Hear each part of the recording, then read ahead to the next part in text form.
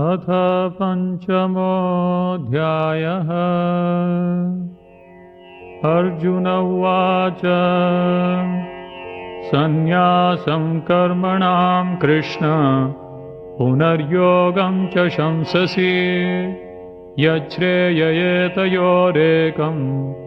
तन्मे ब्रूहि सुनिश्चितम्। श्रीभगवानुवाच सन्न्यासः कर्मयोगश्च निःश्रेयसकरावुभौ तयोस्तु कर्मसन्न्यासात् कर्मयोगो विशिष्यते। ज्ञेयः स नित्यसन्न्यासी यो न द्वेष्टि न काङ्क्षति निर्द्वन्द्वो हि महाबाहो सुखं बन्धात् प्रमुच्यते। साङ्ख्ययोगौ पृथक् बालाः प्रवदन्ति न पण्डिताः एकमप्यास्थितः सम्यग् उभयोर्विन्दते फलम्।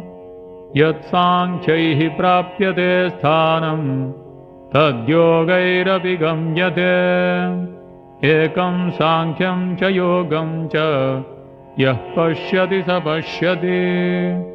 सन्न्यासस्तु महाबाहो दुःखमाप्तुमयोगतः योगयुक्तो मुनिर्ब्रह्म न चिरेणाधिगच्छति।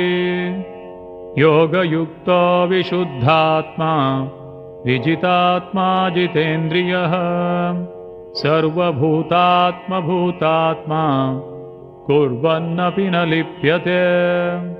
नैव किञ्चित् करोमीति युक्तो मन्येत तत्त्ववित्।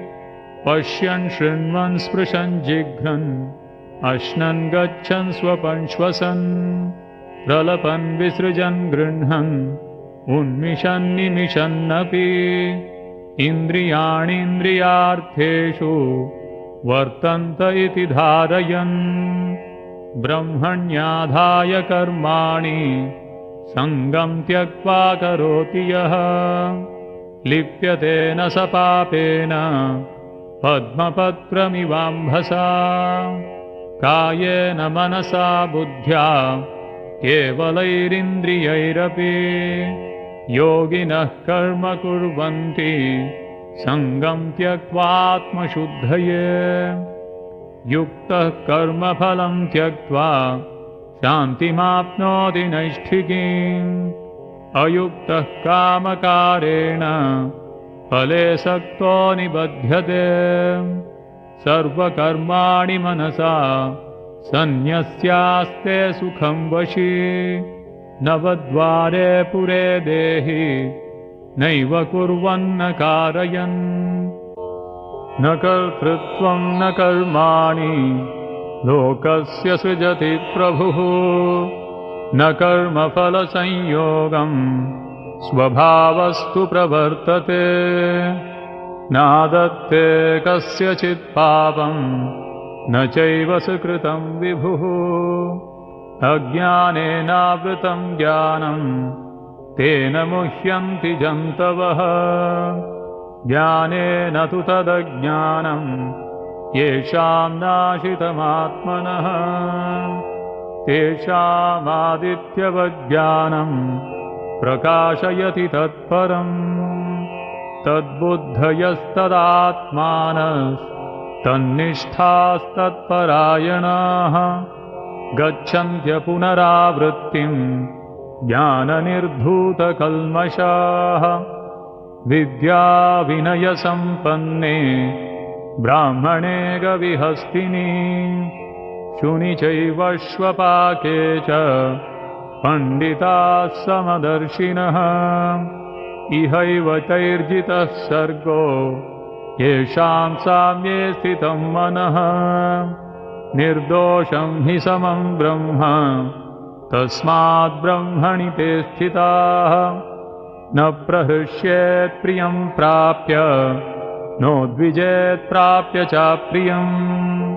स्थिरबुद्धिरसम्मूढो ब्रह्मविद्ब्रह्मणि स्थितः।